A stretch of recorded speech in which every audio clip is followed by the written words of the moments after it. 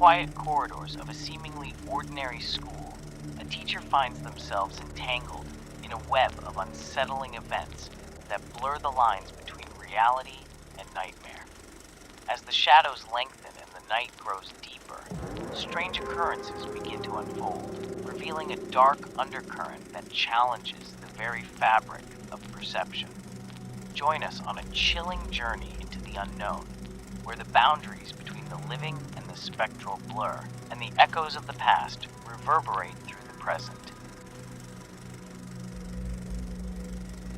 There are some cons to being the only person who lives in walking distance of the school I teach. Every single time the alarm goes off or someone forgets to lock, I'm called in. And at times I feel like this has become more of a custodial job than anything. It's gotten so bad, the school had a silent alarm installed years ago, and just to add insult to injury, they routed it to my phone. Of course, the head tends to call me up to make sure I'm on my way, just in case. Just have a quick little walk around, Mrs. Ware says to me over the phone. Just make sure some of the kids haven't tried breaking into the pool again. It'd be awful if something happened. Right, yeah, except it never is a just quick little walk around. There's always something to keep you lingering, some noise that needs investigating, some mess that can't be left for kids to find.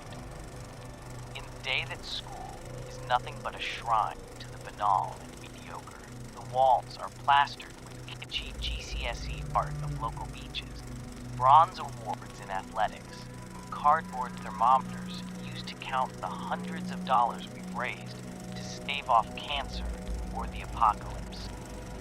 With light streaming in and the halls buzzing with running children, it's nothing but another part of the world whistling through space with fuck all to do except keep busy. But it's different in the dark, or perhaps just when it's empty. Maybe it's because I see it so alive and full of activity in the day.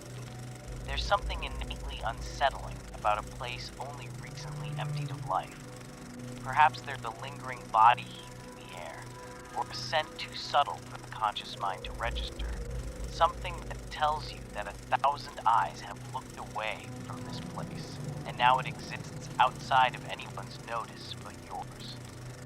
You feel alone, walking those empty corridors whose walls look unusually tall, and where the distance stretches away into dizzying perspective.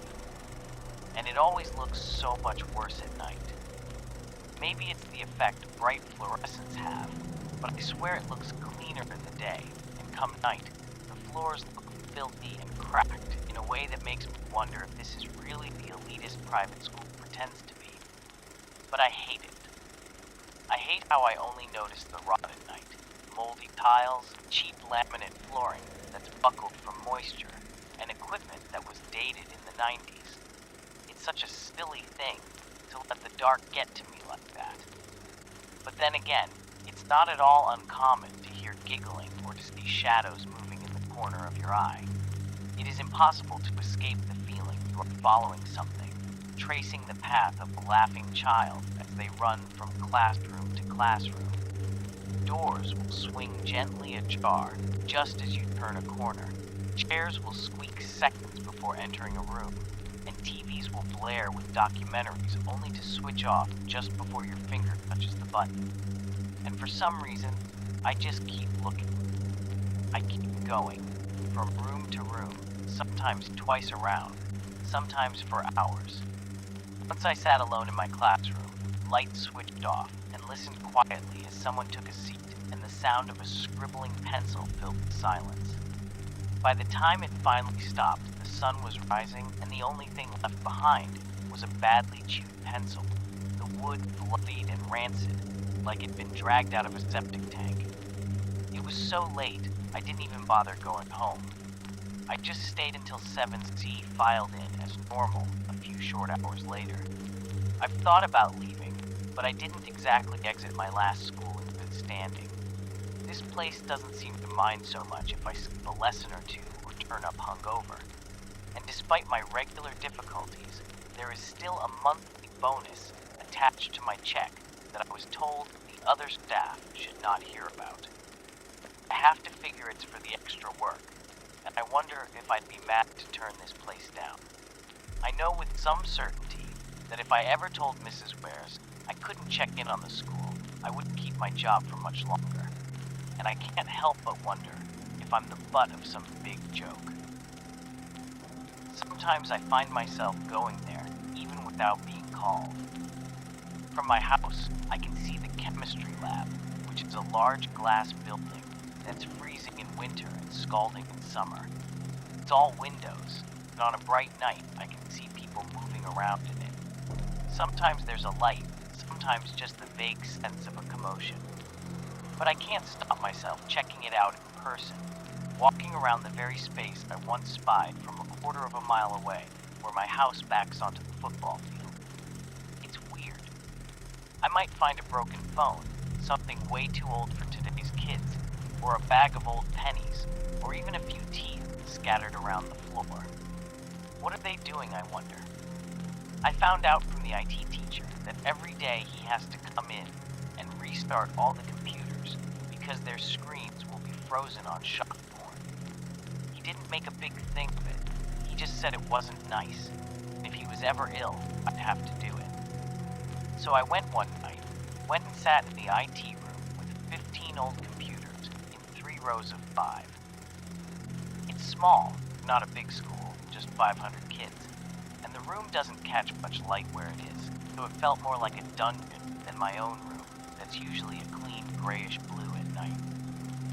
It was pitch black in there, and once again I turned off my light and waited for something I didn't know until one by one, the monitors thunked on and internal fans started up, going from a silent brrr to a frenetic and unnatural whine.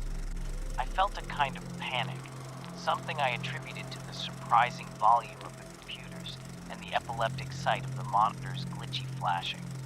I steadied myself, though, and waited it out until the monitors clicked from buggy displays to images of mutilated and brutalized bodies.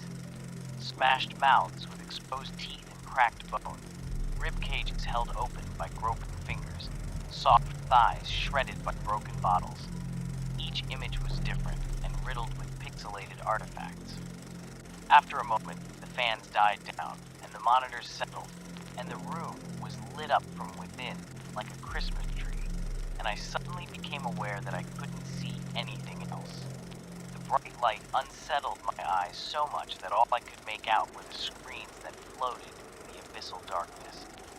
Something deep within me started screaming that I wasn't alone, and my eyes darted to the spaces beside and behind the computers, even under the shadowy desks, but it was all impenetrable shadow. Suddenly, the images animated, and I suppressed a gasp and a shudder. Each one looped at different rates, some juddering with half a second of motion, others playing out elaborate acts of violence across the silent seconds. I turned my torch on and tried to force myself to move, but didn't even manage to take a step. The door I'd entered from, the one I'd firmly closed before settling down, was open, and tar-black footprints led into the computer room and stopped by one of the computers. I shone the light down a fraction to see beneath the desk, and I found myself wondering if there had been a glimmer of motion as I moved the light, as if something had retreated from the beam. A few pale fingers, a scrap of fabric, or the tip of someone's foot. My mind was racing, and I was paralyzed with fear, and in the end, I simply waited it out until the sun rose and the room lit up naturally. It took hours, and those hours were not silent.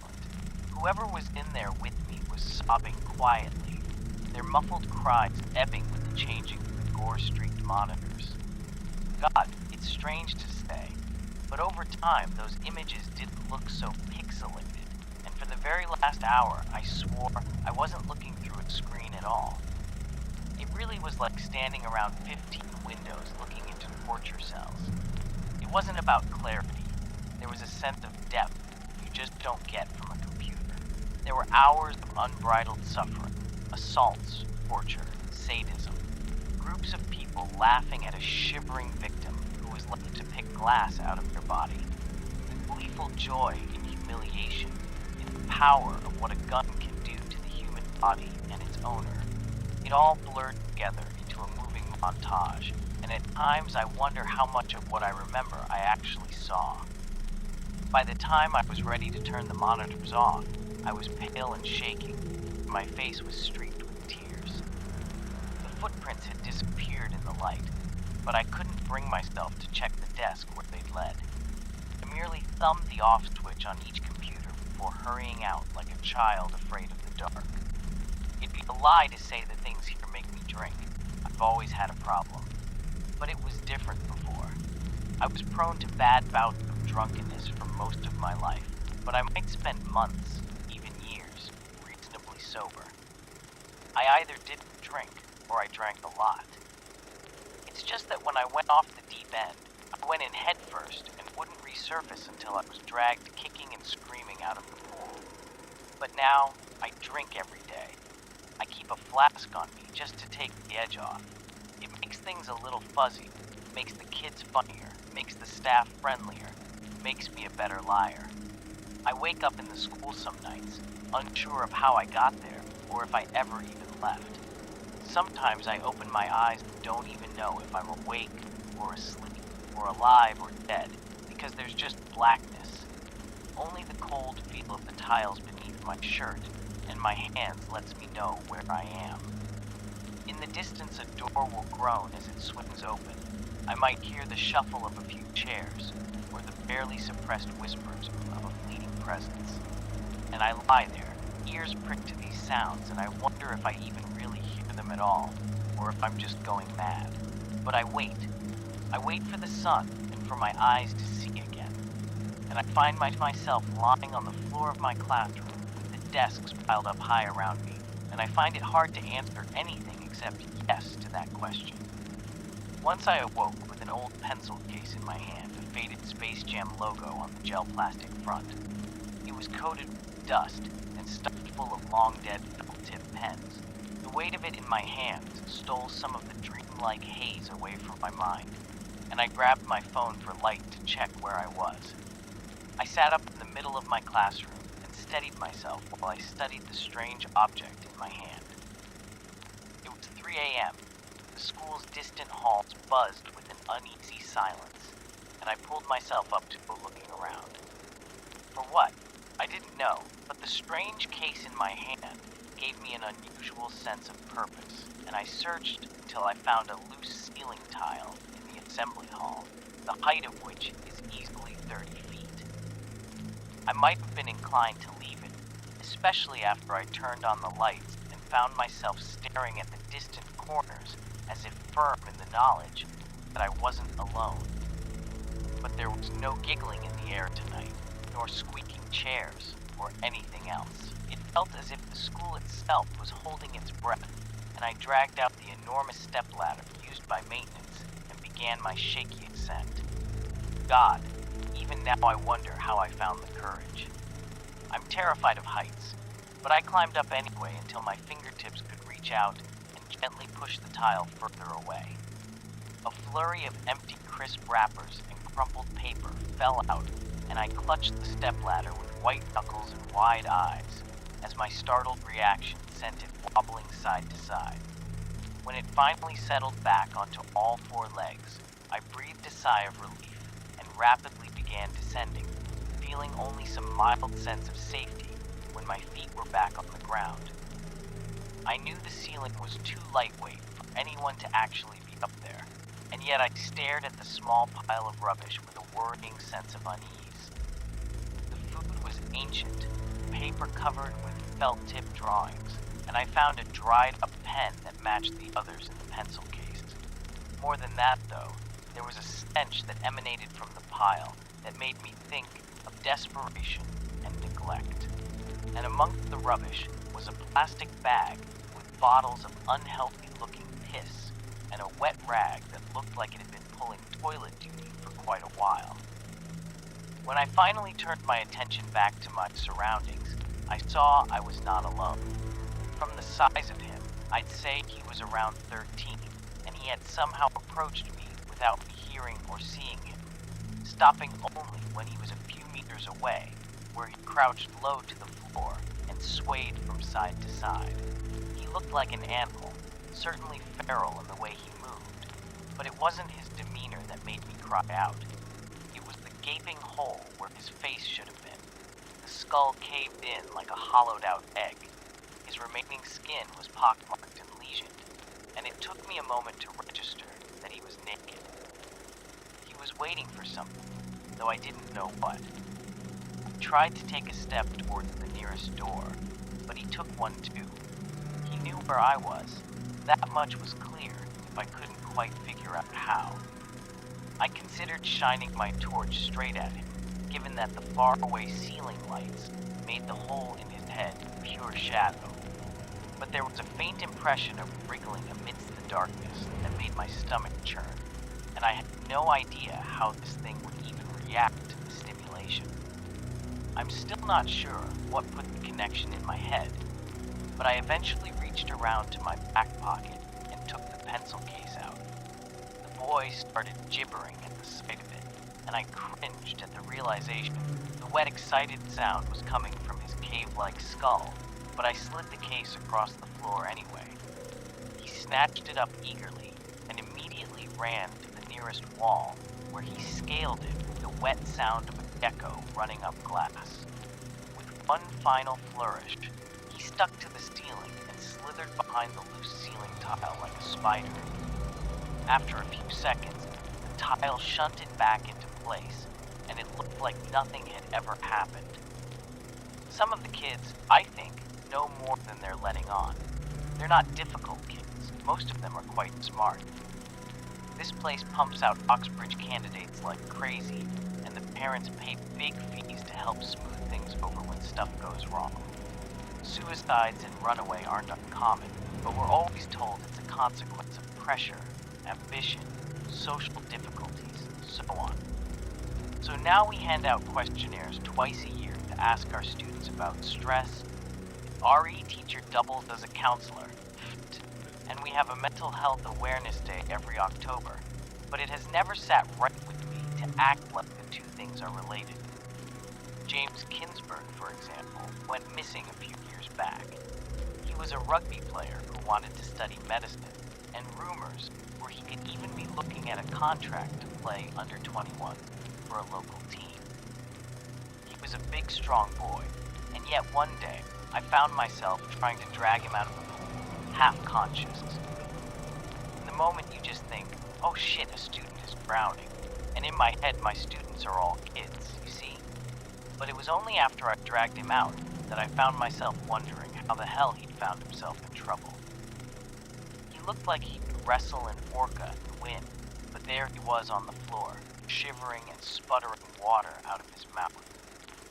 When I looked back at the pool, there was a kind of moment of recognition. I'm not sure what exactly, just a dimming of the overhead lights, a muted silence, a tinny laugh I could not place amidst the gaggle of kids who crowded around us. But I looked back at James and wondered if he'd run into any real trouble at all, because the look in his eye wasn't one of someone who nearly drowned, but instead of someone who didn't care. He made me think of myself, lying there on my classroom floor in total darkness, and that was how we'd found him. It had all started with screaming and shouting, and I ran over from the bleachers, where I was acting as substitute for the lesson, only to see him pale and blue, lying down at the bottom of the pool. He didn't resist when I dove in and hauled him up, but it was like he wasn't really there, like the lights were on, but nobody was home. When he went missing, I extended my rounds to include the pool. It's a huge warehouse of a room, and the water paints pretty lights on the walls, even in the dark since the roof is mostly glass panes. But I don't like it. The bleachers all in a neat row with scaffolding behind to make strange shadows, and the damp filters bang every few seconds from water that churns and makes odd shapes of the tiles beneath the waves. When I first dove in to save him, I opened my eyes underwater for just a few seconds and got the strangest sense something hideous was nearby. But the pool wasn't empty, and it could have been anything. But a few times, in the night, I have seen something slithering out of sight as I walk around the water's edge. It isn't human, I think.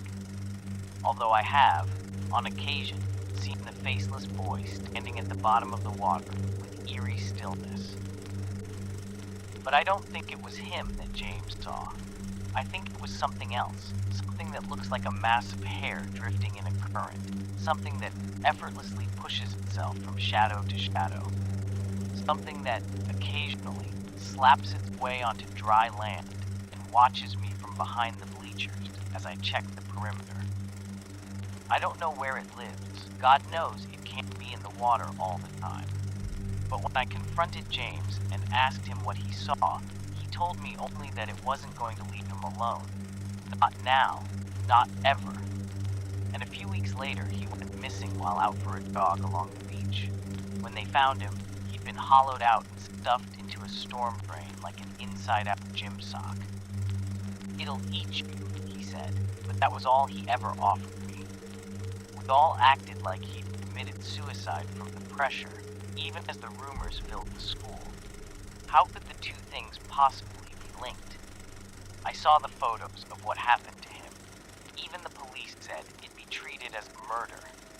It was almost like the school knew the part it played in his death, so we all played along to the facade that he was just another promising kid lost to the difficulties of adolescence. But he knew clearly what was going to happen to him. I saw that much in his eyes. That's why he lay there on the floor. That's why he wanted to drown. That thing in the pool had tagged him, and he lay down right there, and then ready to be eaten rather than go another second.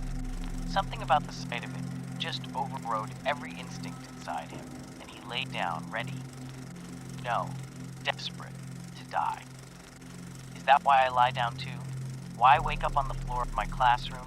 Why I shudder into lucidity at 3 a.m., sleepwalking from room to room? Am I waiting to die? To be eaten by the building itself? I teach lessons in the silence, sometimes deliberately, sometimes in my sleep. I teach about history, but no one else's, just my own. I write out episodes of my life on the blackboard like a study of the tutors or stewards, assigning homework and asking questions, and even chastising the silent, ghostly whispers in the back of the nocturnal classroom. To what extent was my alcoholism a consequence of modeling my mother's behavior? Compare and contrast the loss of my father, the loss of my wife. Were the negative effects accumulative, or did they interact in unforeseen ways? How has age altered my politics? Compare and contrast my voting habits as a young adult with those of the last election cycle. One day I came to in the darkness, half remembering a lesson on the role music played in my adolescent identity, and instead of continuing, I asked an instinctual question that surprised even myself. "Why do I do this?" I said, my voice unnaturally loud and clear in the silence. One by one, the shadowy chairs scraped back as the unseen students rose and ghostly footsteps filled the room as they filed out. "Lesson over," I muttered, as I was filled with a deep, despairing loneliness that made me realize just how brittle the truly is. Lately, I've started getting things mixed up. I teach the wrong lessons to the wrong students, and a few reports have gone in about my behavior. It's not always guaranteed that I'll wake up to find darkness all around me. Instead, there have been times I've awoken to a crowd of kids giggling at finding me asleep on the floor with the sun out bright and strong. It'd be one thing if Mrs. Wares dragged me in to give me a bollocking when this happens, but she just asks me if I'm doing okay, if I'm fine, if my home life is trying. She looks at me with pity, and it breaks my heart. I wish she'd be angry instead, because the more she coos, the more she calls me to check in on the place at night, and the more I feel like the center of a cruel joke. Sometimes I visit the playground from when this place taught under 12s. It must have been a long time ago, because now it's just a giant pile of collapsed metal pipework, and, thanks to a hole in the nearby fence that has made it a popular place to fly tip, all kinds of rubbish. It's isolated from the rest of the ground by a short hedge and a weak fence, but the kids know about it anyway, and sometimes go there to smoke, although not often. I like to look at it from my house, It's so ugly and brutalist. It looks like the kind of sculpture you'd find at the Tate, the placard mentioning things like late-stage capitalism or the inevitability of death. Whatever it is, I watch it and listen to it, and occasionally visit it in person.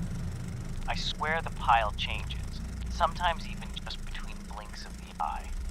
I've pulled out bloody axes and bike chains, pointed knives with clumps of hair and matted gore along the edge, tricycles smashed to pieces with bits of headlight in the spokes. All these things make me feel queasy in the stomach. Supposedly, the pile eats pets, which is a rumor that worked wonders for keeping kids away in the day, but has only piqued my curiosity. I have pulled out my fair share of crumpled pelts and torn collars, but for some reason, I'm not sure they come from things around here. I have nightmares about climbing down between the endless beams of rusted, jagged metal and climbing on forever and ever, no stop. It's an unspoken certainty, a belief held deep within my chest. But I don't think that pile rests on asphalt at all. I think it doesn't stop. I think it gathers things. Things of loss and regret and guilt, just like everywhere else in this school. Are there blackboards in the day? I stopped not long ago and held a dry erase marker in my hand, stumped by the most unbelievable thought. When I teach at night, I use chalk. I have even gone home and washed my clothes to clear them of all the dust. But how then do I come in and teach to the class using a whiteboard? My memories are becoming fuzzier with time. Perhaps because of the drink, perhaps not. Sometimes I think back to my experience in the computer lab, and my finger is pushing the heavy button of a clunky CRT monitor. Sometimes I simply depress the dainty touchscreen button of a modern LCD. Which one was it? Exactly? Could it be both? Might it have happened more than once? I'm not sure it's the same school come night. And in fact, it feels worse as time wears on. There's an acceleration happening behind the scenes, just out of sight. Sometimes I visit the hall, and half the tiles have fallen down, and the faceless boy looks sad as he perches along the vents and wiring. Sometimes the pool has grown thick with algae, and the tiles have decayed, and the window panes along the roof have been smashed to pieces. And the only hint of the aquatic inhabitant is the disturbance of the grotesque pond scum as it tracks my movement from edge to edge. Grotty trainers and children's shoes and human hair rising to the surface as the water churns. But was it always like that? Why do I have memories of pulling James out of a sewage-riddled pool, pushing through thick green water as I dove in to drag him up? When did I even see the photo of him stuffed into a storm drain? And yet, I remember it so clearly. He was a good kid, I think. Sometimes he's there, amid the faces that surround me when I wake up in the middle of the day to bright lights and laughter. Sometimes he asks questions as I talk about my experiences growing up, his hand raised as he asks if my 3 weeks with mono will appear on the final exam. That doesn't make sense, but I don't question it. It's my duty to educate after all, and I think he needs it where he is. I hate this place, but I can't leave it alone. I feel hollowed out most days. I'm forgetting things a little too important, things I don't want to let go of without a fight. But every time I speak to Mrs. Wares, I lose all sense of time and just find myself agreeing to everything she says. Have I met her? In person? I'm sure I have. She's spoken to me in her office, but is that the same as seeing her in person? I can't say. I must have interviewed for this position, right? I must have. I remember asking her about lunch, about the canteen, and she gave the funniest answer. "Oh, don't worry about that," she smiled. "No one here needs a canteen, but they might just gobble you right up." Did I laugh at the time? Or leave? I think I stormed out of her office after she said something I didn't like. Something about my wife, maybe. Except, well, after storming out, I went straight back to work in my classroom, which was always just a few doors down from her office, which now that I think about, just doesn't seem right. But then again, my name has always been on the faculty list. I've read it there multiple times. But like I said, my memory grows fuzzier with time. Things change. This school has changed, I think, but I can never revisit the past, can I? Only what I remember of it. I remember it one way, but sometimes I stand in the silence, in the pitch-black nothingness of a moonless night, and I wonder if it has always been exactly as it is now. Change is so hard to keep track of. Why is it that when I awake on the floor, my clothes have gotten bigger? I must be so very old. Was I as old as I am a few years ago? Of course not. What a stupid question. It's just sometimes I walk around here, and I feel like an octogenarian, which doesn't quite sit right in my mind. Shouldn't I be, mid-40s? Or is that a meaningless question to a drunk? Still, I keep going. I keep teaching, although lately it feels like I teach more at night than at day. Sometimes I never even see the sunrise. It just keeps going. One long episode without end. I hope to take a break soon, to retire. God knows I need it. I just need to clear my head, to get it all down in one place, to think clearly, if only for just a few minutes. But after writing it all down, I feel only more confused than I did before. My most recent question for the students, written in chalk on a blackboard, illuminated only by moonlight, leaves me feeling empty and alone. I don't like it. What is eating my mind?